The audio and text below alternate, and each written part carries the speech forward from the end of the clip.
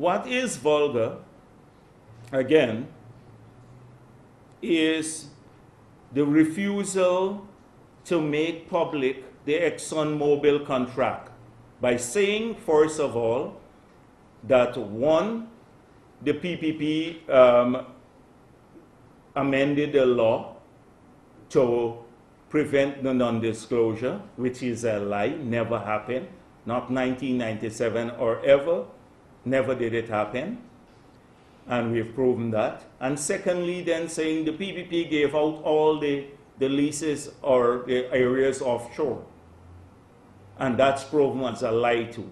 What's the new excuse? And now Trotman is saying, oh, the Guyanese will know in time, as though this information belongs to him. In time, we will know. That's vulgar. And what is vulgar is this president naming a committee of 3, the same Trotman, Harman, and Nagamutu, to cover up the drug bond issue. And what is the most vulgar thing about it? That one person who is connected to them, who rents his building from Cathy Hughes, now will get over nearly $180 million a year for renting a small house in Sussex Street. He gets $180 million a year.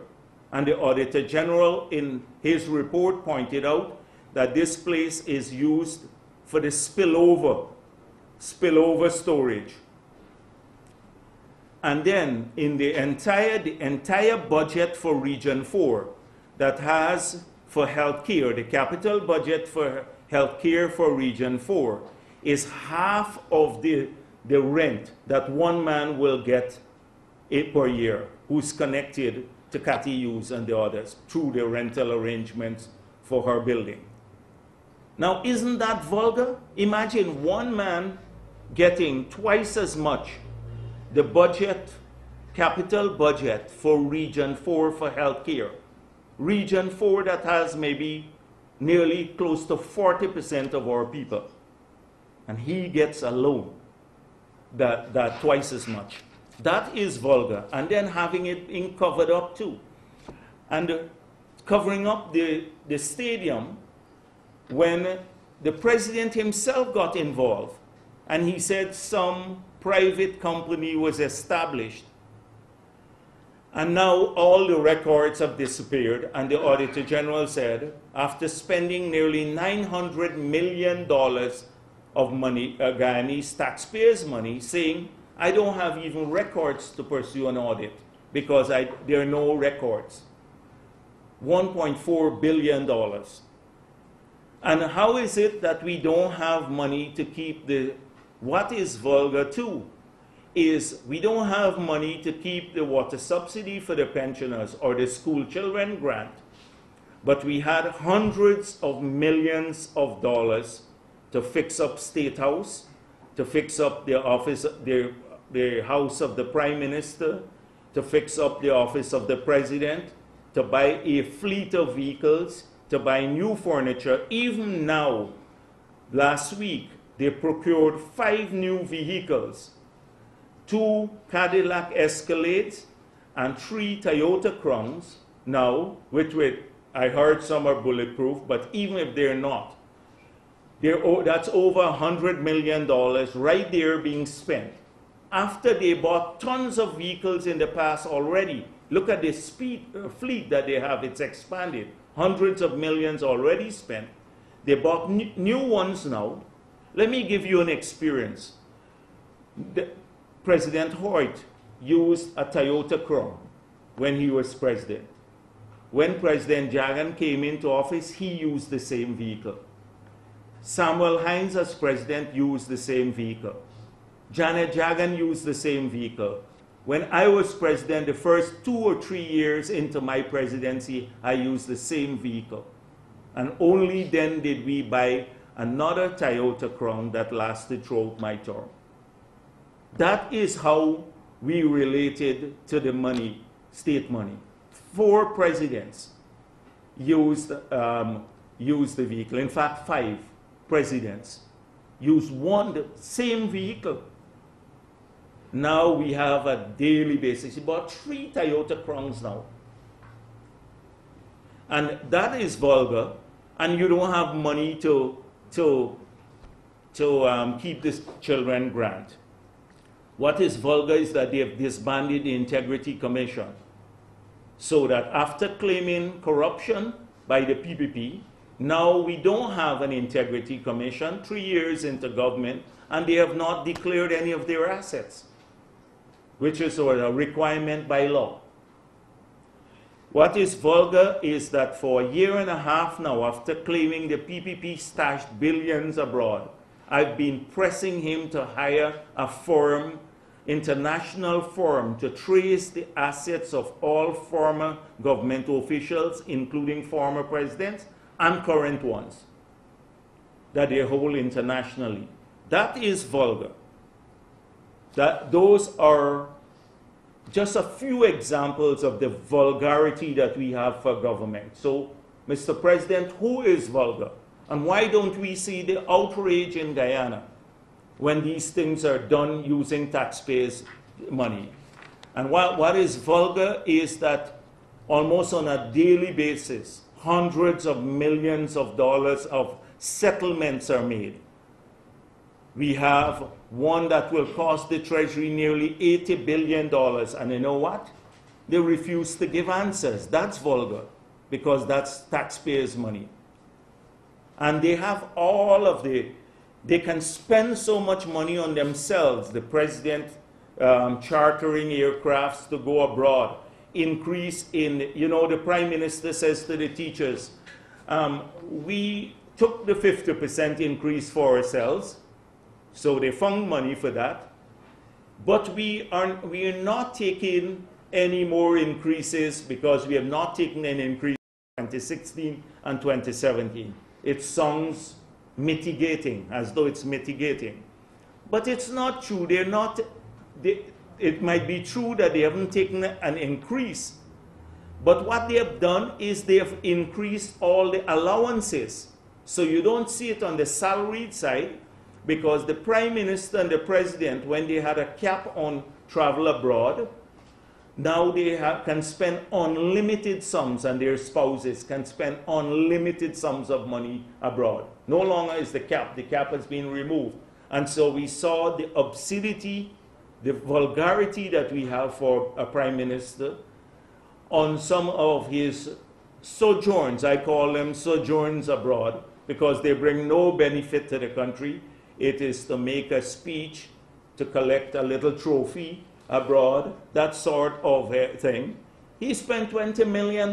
This is the man who never traveled first class in his life. Lying, of course.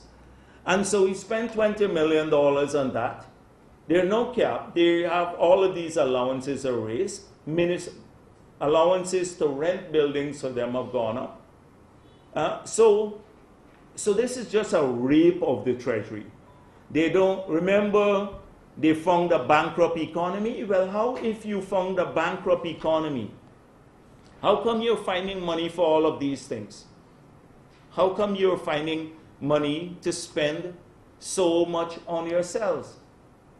It is a total lie. And that's where their priorities are all wrong. So I can go on and list the vulgarities that we have now in the presidency. And so when people say to me, when the president says,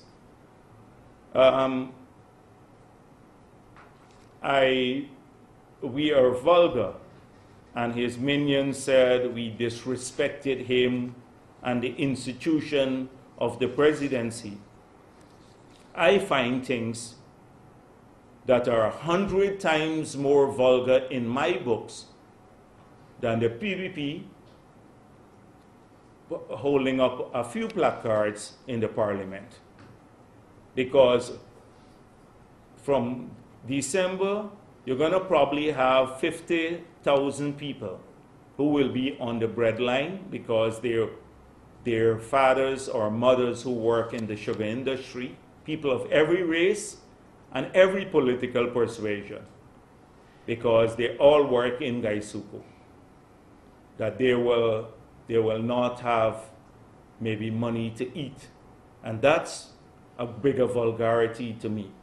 When you talk about working class party, the president goes and says in Atlanta, this is a working class party, and look at all of its actions so far, whether they have any working class kind of character, from taking away subsidies for old people, to taking away the school children grant, to taxing education, to taking away jobs from the sugar workers, to adding value-added tax on 46 food items that people have to pay, taking away the poor people the right to buy a used tire now, and putting a cap on vehicles that poor people now have to spend $1 million. Those are the ones who buy these reconditioned cars, etc., and middle-income people. Now they have to spend sometimes $2–3 million more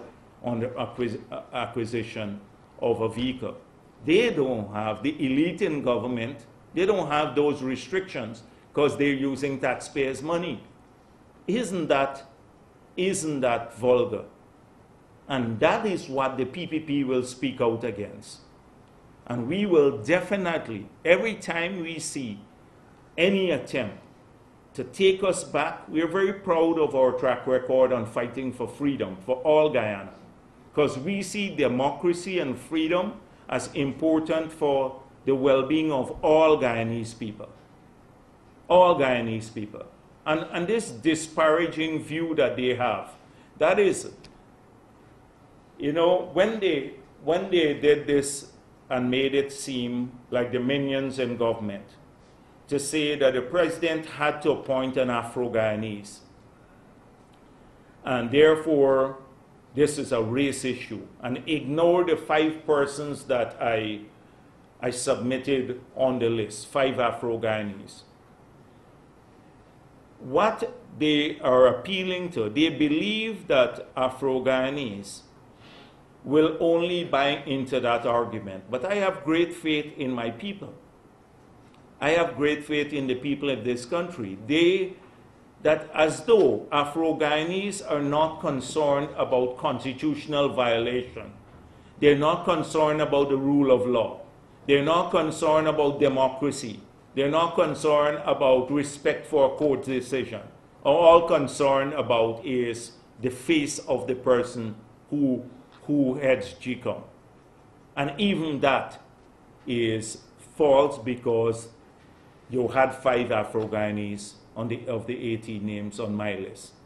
And so it is a very disparaging view that they hold of even Afro-Guyanese. But I have great faith that all of the people in this country would recognize the struggles that we are engaged in, and that they will be part of that struggle to maintain freedom, not to support PPP, not to support the People's Progressive Party, but to make sure that we preserve freedom of press, that we preserve the rule of law, that we preserve the separations of power, that we preserve the condition that is essential to democracy, that is free and fair elections.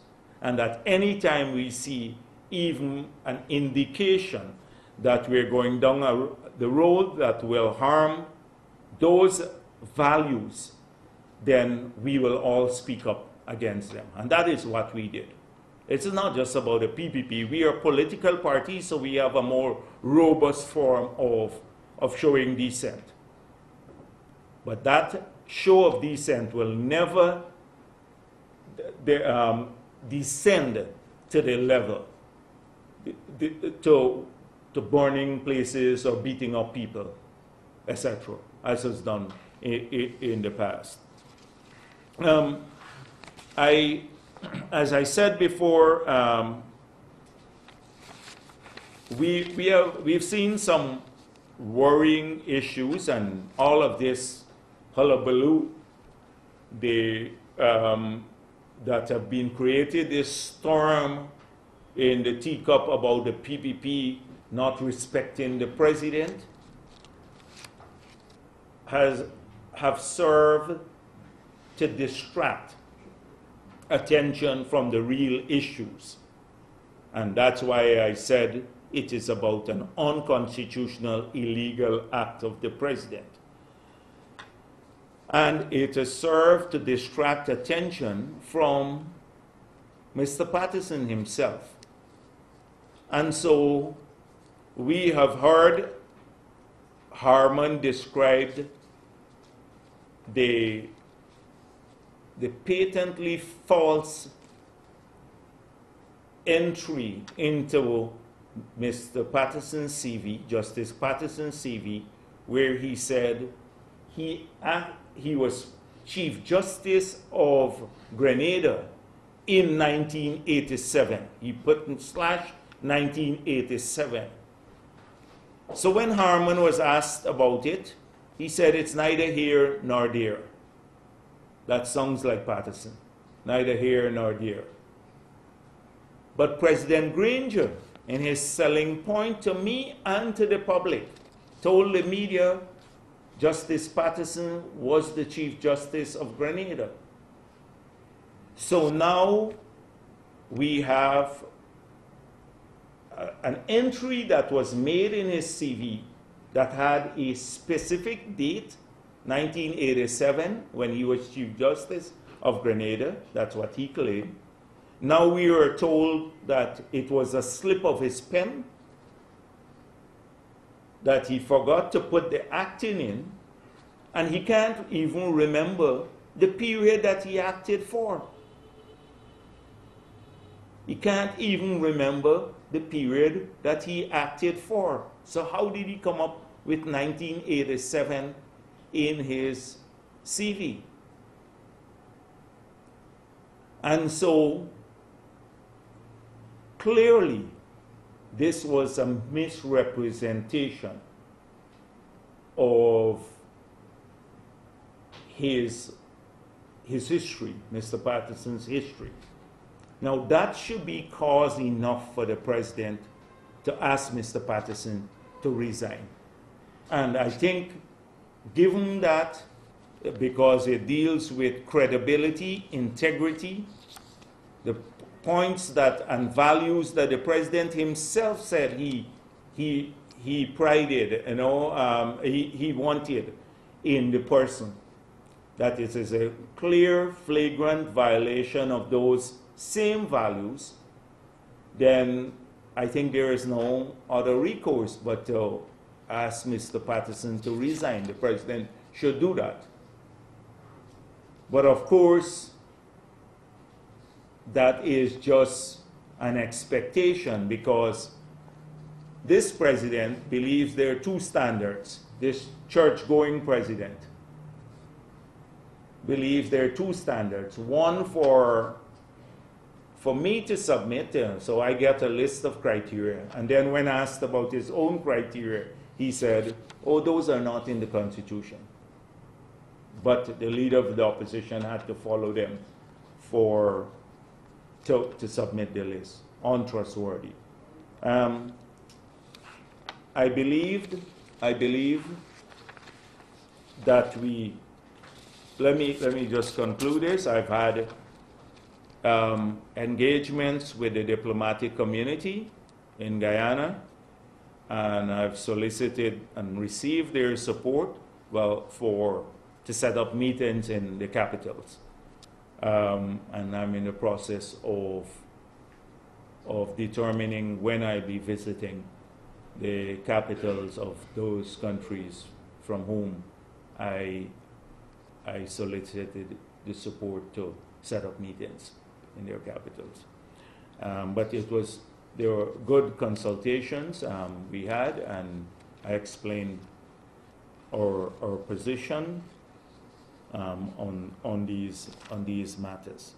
Now, there's one thing that I need to say beyond this matter, because there are lot of issues that I'm choosing to ignore. Like I saw our parasitic Prime Minister, saying now that this is domestic terrorism. And since if he's going to trivialize those words,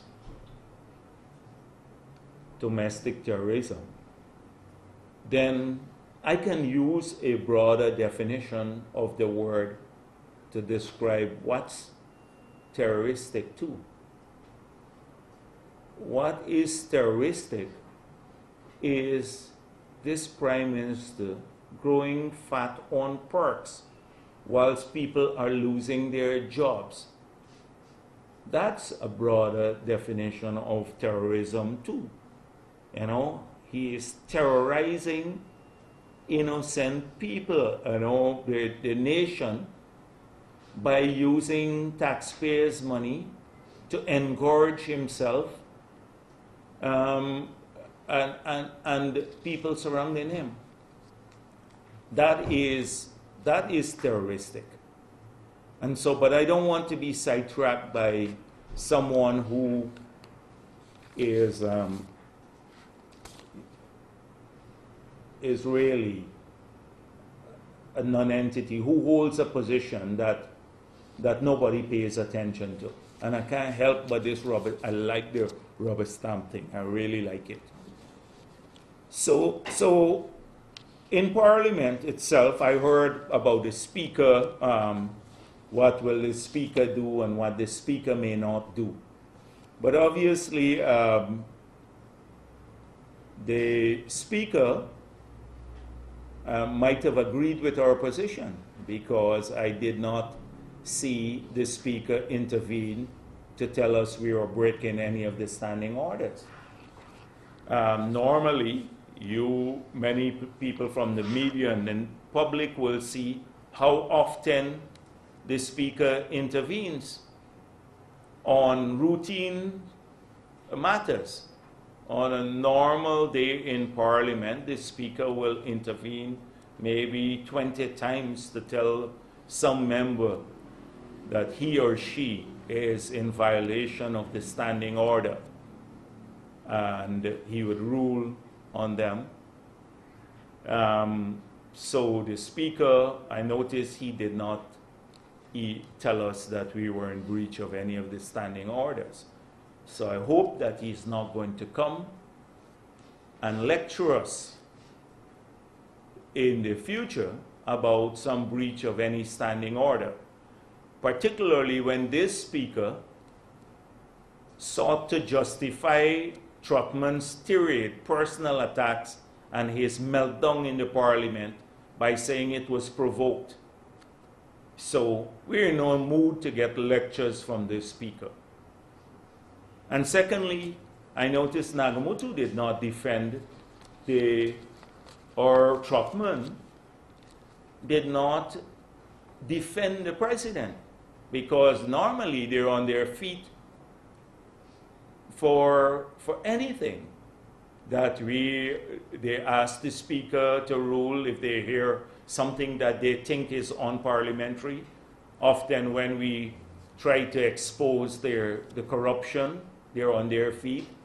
Or when we try to get answers from them for questions posed in the Parliament, they would get on their feet to argue extensively how the standing orders don't permit the information to be supplied or those actions. So I noticed that they themselves did not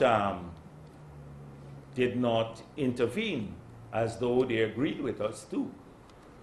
So let's see how it goes, because I saw someone at one of the press conferences asked one of our MPs whether the Speaker, we are fearful of being sanctioned by the Speaker.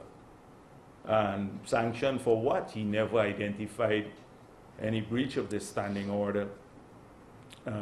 So we're looking to see what kind of explanations he himself will give. Now, I'm just going to deal with one other thing, and then I'll take questions. So President Granger left Guyana and went to Atlanta to celebrate, but the Secret Service didn't allow him to move around too much, from what I heard. And by the way, it's all a fallacy. I've been president for over 12 years. In the 12 years, I probably took the Secret Service for maybe 3-5 trips to the US. And then for 90% of my trips, I never took the Secret Service. I'll sign off at the airport, or they'll clear me through, and then I'm on my own. I walk around, I'd go to the coffee shop, I'll go wherever I wanted to, bookstore, etc., on my own. And so it's a fallacy that Secret Service doesn't allow you to move around. And this whole thing about taking the Secret Service is overrated too. It's part of a pattern of behavior we're seeing emerging now. And that's very consistent with the growth of dictatorships. So the president is disrespected. His Majesty the President is disrespected. Secondly, someone threatens to kill the president. Never mind it's frivolous, a whole commission of inquiry is set up. Then we get half of the police force engaged in blocking traffic wherever the president appears. So departure from the past, a ton of the policemen, rather than dealing with crime now, they're there. Then a new fleet of vehicles to secure the president. And now the Secret Service advised him in the US that he's threatened.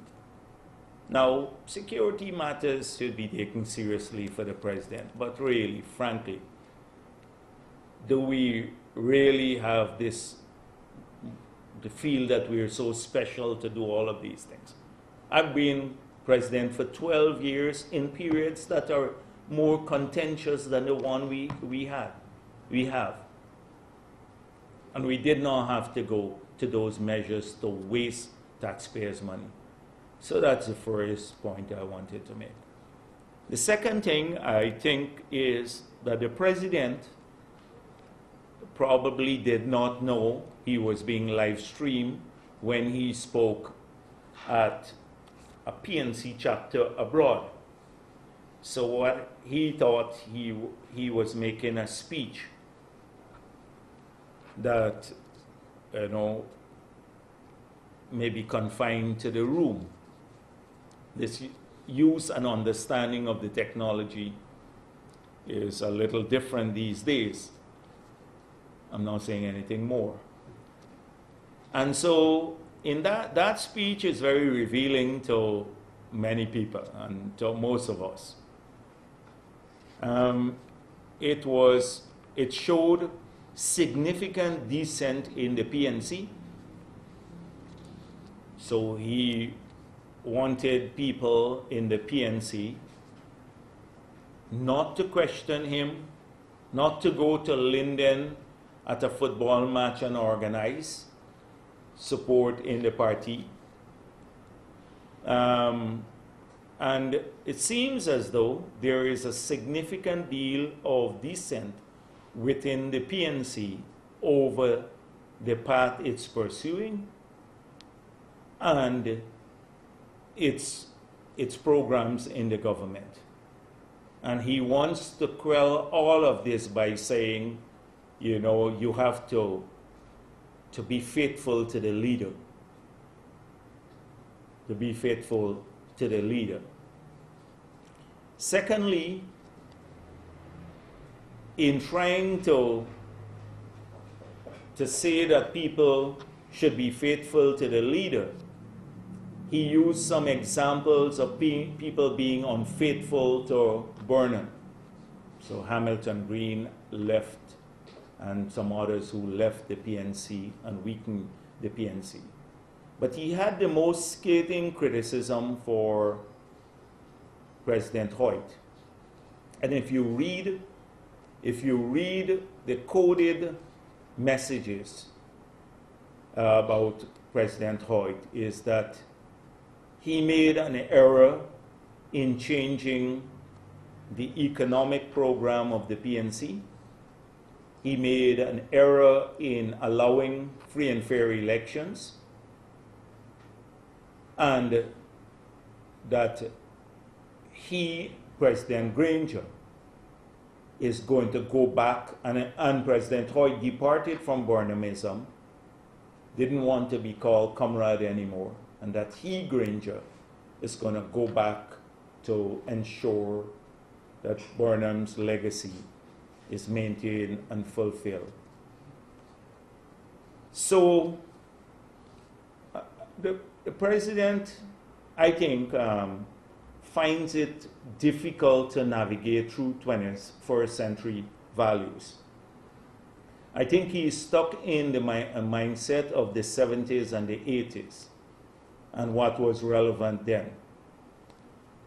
And he remembers fondly. I remember saying this on the campaign trail in 2015, that his whole philosophy and therefore his policies are locked into that era because his mindset is dominated by those things that he remembers fondly, because he was part of an elite without seeing how those same policies devastated this country, pauperized the public sector, led to huge accumulation of debt, many of our people fleeing out of Guyana, becoming a pariah state because we're not democratic.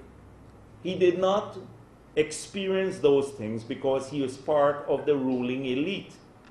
And again, we see the same thing. He does not empathize with people because they're part of an elite, urban elite, that believes they're delivering the good life to people, but don't go to the markets and see and talk to people and find out how their policies are devastating people's lives. So again, he deludes himself in thinking that those policies were good for Guyana.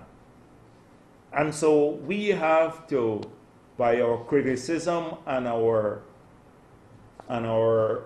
public advocacy, bring our president into 21st century values.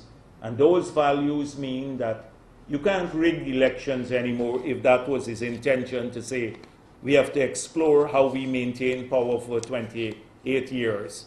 Because you maintain power for 28 years by rigging elections. So those things don't work in the 21st century now. That might have worked in the Cold War era, a more closed world, a world that was not connected. In fact, the internet was nowhere around in that period. And there was nothing called social media, and now with a smartphone, everyone becomes a caster, could set up a news source themselves. In that era, it thrived, Burnhamism thrived, and the lack of democracy thrived because we were a closed society with the state owning the entire media. It's not going to work, Mr. President. It's not going to work again. And so the things that you have to do in this era is to make sure that you work hard and your policies are appropriate to people's development, and that's how you win elections now. And so we are not asking anyone from civil society or the media to support PPP's position. That all we are asking is that people support and express dissent now in whatever fashion they can, not by violence, because violence has no place in our society, but expressing robustly their dissatisfaction with any attempt to take us back to that sordid past that destroyed the lives of so many of our people, regardless of which party they supported. Thank you. For the capital cities you had identified, I think, 2 weeks ago? Yes, I've asked, well, those four, the ABC and the European Union. And I've asked them to keep me, unlike your editorial. I didn't go to not Texas. I got the briefing right here in Guyana, and they told me about some of the things that were discussed on that trip that the government ministers made. So that was the last engagement I had with ExxonMobil. I have not met them since, but when I meet them, I will ask. I will ask. Samuel Mr. Jagdeo, could you say if you would agree with the statement from Transparency International for a new formula in the I have been in the public domain as saying we're open to constitutional change.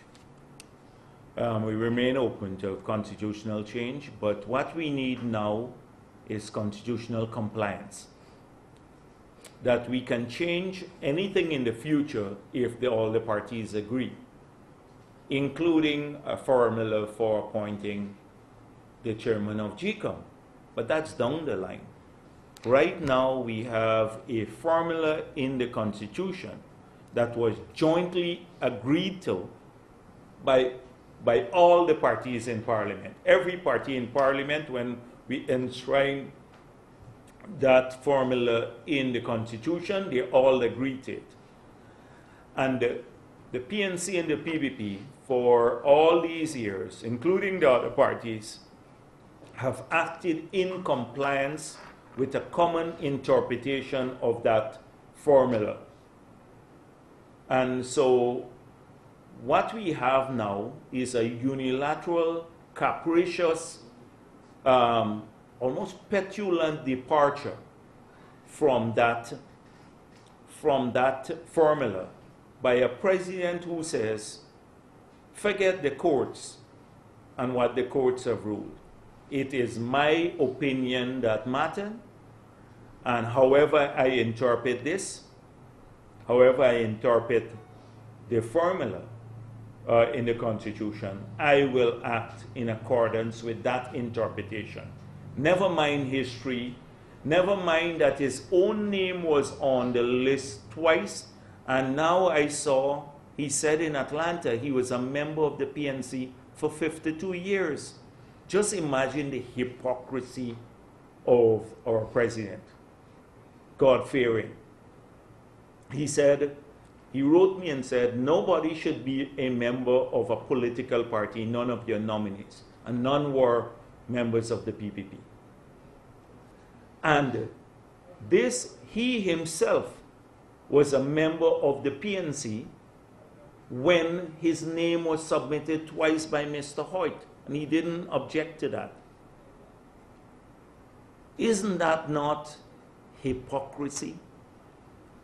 I thought he was in the PNC for 30 years. He said 52 years in Atlanta.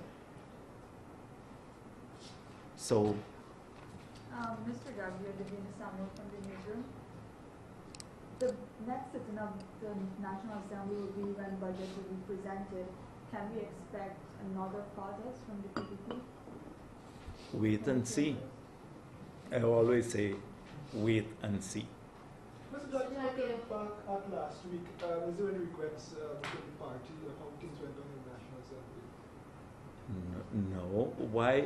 Why would we regret an action that we wanted to pursue to highlight the seriousness of the transgression by the president? There is one thing that the divide, and I must apologize, it's a bad example for children.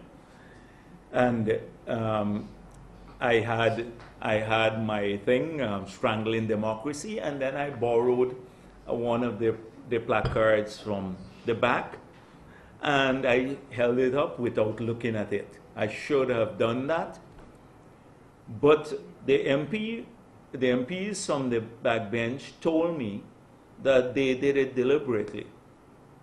Because you notice Patterson and the president did not see anything wrong with it. I saw the younger ones from the MPs were pointing to me. I didn't even realize what they were pointing to. Because that's the way the word was spelled. I didn't even know that. That's the way it was spelled when Granger and Patterson were young. So they didn't see anything wrong with their word. So that's what our MPs are saying from the backbench, but I should not have held it. I borrowed it from the back without looking for it, and I'm suffering the consequences, rightfully so, for that. Final question for you, Mr. Jagdeo. Let's just say the people is going to be challenging Mr. Patterson's appointment. Let's just say you're not successful. Let's just say that. Is the party prepared still to go to the polls in 2020 with Mr. Patterson at the head of I don't like to speculate long into the future, right. But we have made it clear our people are still attending. The 3 commissioners will go to the GCOM meetings. We're not ceding. Even if all the odds are stacked against us, our party has committed itself to fighting each of those and overcoming each of those odds to ensure that we have free and fair elections. And we will do so in alliance with all the people of Guyana who share similar values like ours. That is, they want to live in freedom and raise their children in freedom. And so we will do that, and we'll overcome all of this. Mr. Jagdeo, the Sean Holmes Green is News of Day. You have made some very strong claims about the administration as regards questionable spending and the drug bond situation, in addition to expensive trips and so forth. Yeah. Would you say the opposition is going to look at maybe will there be impeachment in the cards for some official members of the administration in the future as regards some of these things? And additionally, you mentioned too that some of the action or behavior of the administration shows a rise to dictatorship. What is your message to the people of Guyana as regards this serious statement? And I've been saying for a while now that these things have a way of creeping up upon you. Dictatorships. Sometimes they don't start off as being a dictatorship. And we've seen a pattern of behavior that the government acts with impunity now. First thing is impunity. They start acting with impunity. Never mind public opinion. Never mind what anyone else thinks. We're going to do this because it's good for us. So the 50% increase in the first days of the government was an act of impunity. They decided, and then Trotman came to the media and said, we were thinking about 100%. You should be grateful to us, we only took 50. As though they have a right to be there and to take the resources. That's the first. We've seen several attempts to influence or direct the work of constitutional bodies. With the Carville-Duncan matter, that is the Public Service Commission, with directions to the Police Service Commission.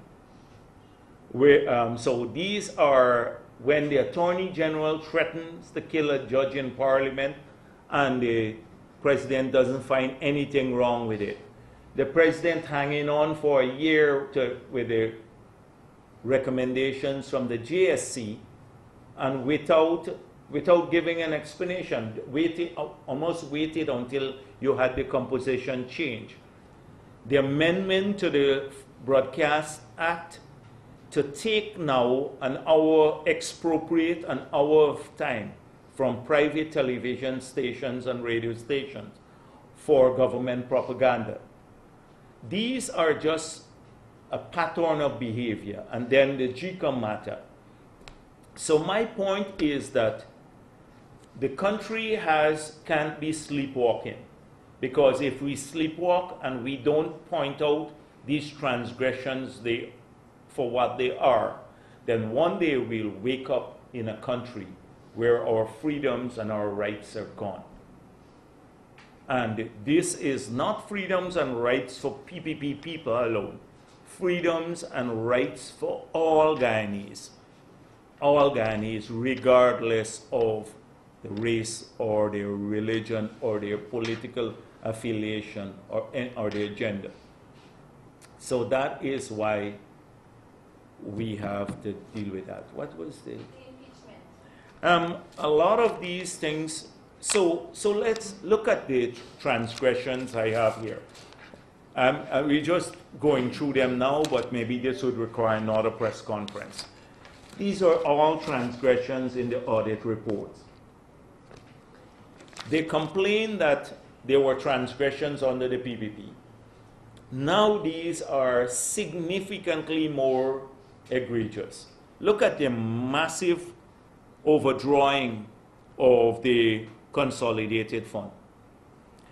Imagine the Ministry of Health.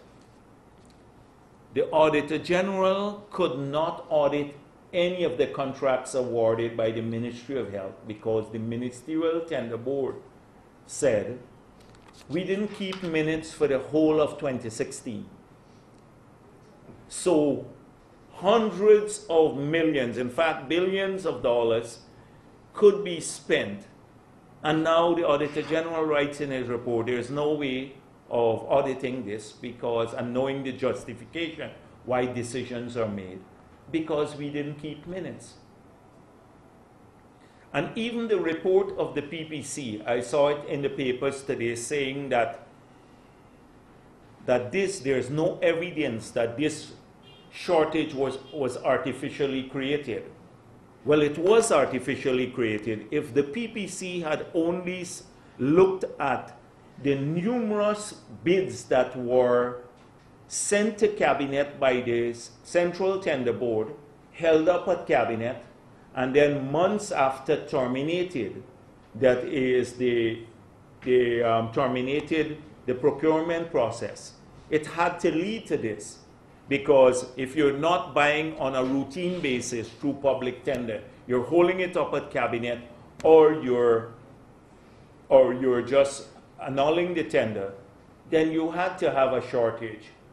And so even the PPC report said you could have saved about $200 million buying the drugs differently through a public procurement. Imagine and that's conservatively estimated. On a $600 million purchase, you can save $200 million if you had gone to proper tender. $200 million. So what we're receiving 2/3 of the drugs that we could have received from that tender, or we lost it. Taxpayers lost over $200 million on one procurement because the minister, and I still believe, because the minister left her personal assistant. She said at the beginning, go to buy the drugs, emergency supplies. And then she left her personal assistant to engage with the people at the Georgetown Hospital. So now the person, we know what the personal assistant was doing, her personal assistant. Now the blame is placed on the people at the Georgetown Hospital, the poor guys there, cutting the link, severing the link. And I heard there is a minority report. In the main report, I saw some things, some attachments titled Minority Report, but I can't find the Minority Report. I'm looking for the Minority Report because in the report that was circulated, if you go to the attachment, you will see headline Minority Report for some of the attachments, but we can't find the Minority Report. So those kinds of things. Patterson and the bridge, that's another multi-billion-dollar scandal.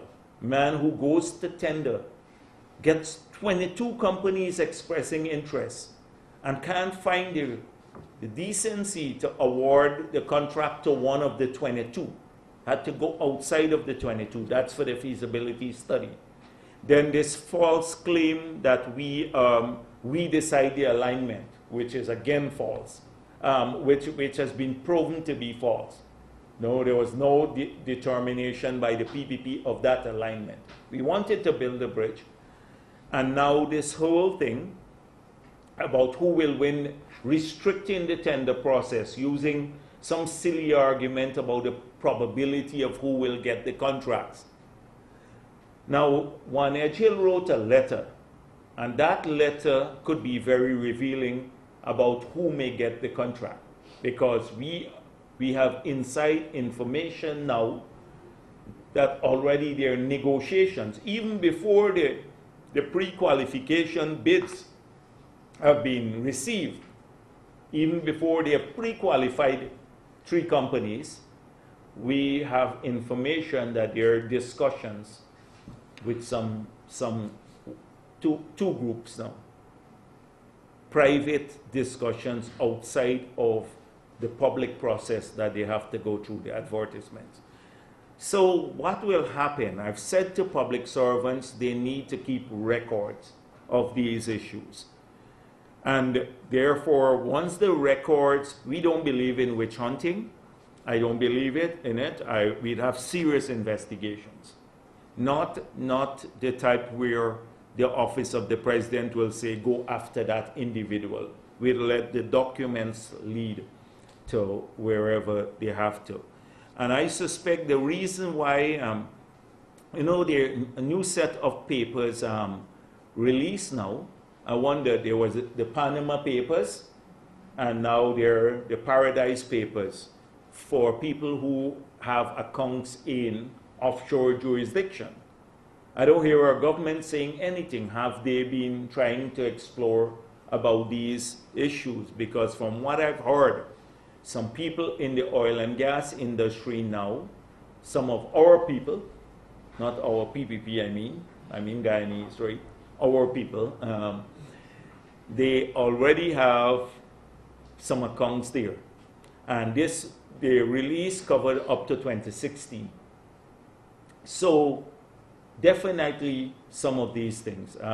We're not going to get answers from this government. We'll get covered up. Like if the president could appoint a committee to cover up the bond, the drug bond issue, where there was no procurement, it's clearly corrupt. And he got the three persons, Nagamoto, Trotman, and Harman, as I said before, to cover it up. Then what else can we expect? What else can we expect? Are they going to admit to anything if they cover up something that is so patently bad? So definitely we'd have to look at those issues. Mr. Jagdeo, my final 2 questions. The U.S. has pulled out from the EITI process. What are your thoughts on that? And also, I know the PPP had retained the Procurement Commission on 2 issues, the drug bond and the Harbor Bridge matter. Have they responded? I don't know if they have responded, but I suspect by now their letters would have been acknowledged. And we'll have to follow up with the PPC. The other one is that if the US has withdrawn, but we are a member of EITI, then ExxonMobil has to comply with our laws. And that's how I see it. So once we are party to EITI, and the EITI, the provisions call for full disclosures of payment, etc., then the companies operating in our country must comply with that. Whether they comply in the US, report it in the US, is a different matter. But this is our country, and we are party to EITI, that's become part of one of our international treaties and therefore law, and they have to comply. Mr. Jagdeo, you mentioned integrity commission. Are you prepared to lead the way in disclosing, or your MPs disclosing their assets? Yeah, the thing is that we you recall we took a motion to Parliament. We took a motion to Parliament. Frankly speaking, I don't have my submissions now because I submitted them for the years I was there. So I probably have to go and look for copies, etc. But they're the records of the Integrity Commission.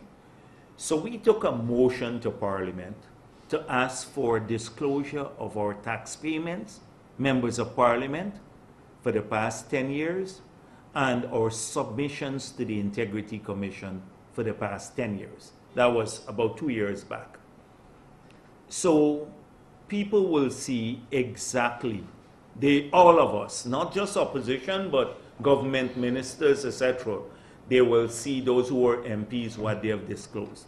It was the government that voted against this, after claiming that they are for transparency. Now, what would have been the benefit? The benefit is that the whole country would have seen all that we disclosed.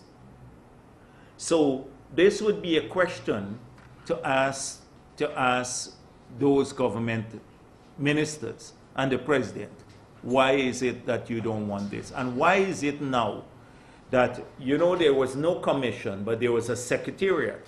So even if there is no commission, but the law requires you to submit, the secretariat, you will submit it to the secretariat. What they've done, they've disbanded the secretariat too. So there is nobody to comply or to send out a notice to you to say you have to submit. And these are the same people who claim that they're so transparent. Now, you know the reason why I suspect that this is so, and I've said it publicly, because they never complied with the law, many of them, although we did. And you can also have a prison term for non-compliance with the law, not just for false declaration, because you can be charged for false declaration, but also non-compliance. Yeah. And that you would donate extra money to charity. Could you say whether or not that position still stands? Yes, we have a bank account. We have a bank account. I can't tell you exactly how much money is in the bank account, but it's a requirement that I know that our MPs are deducting the money and sending it to that bank account. And what do you intend to do with it? We have not decided as yet, but the money has not a cent has been spent. From 2015? Yes, from the time the increase was paid out. Which bank is it held at? It's Guilty Sure would know that. I don't know the details of the bank account. Okay.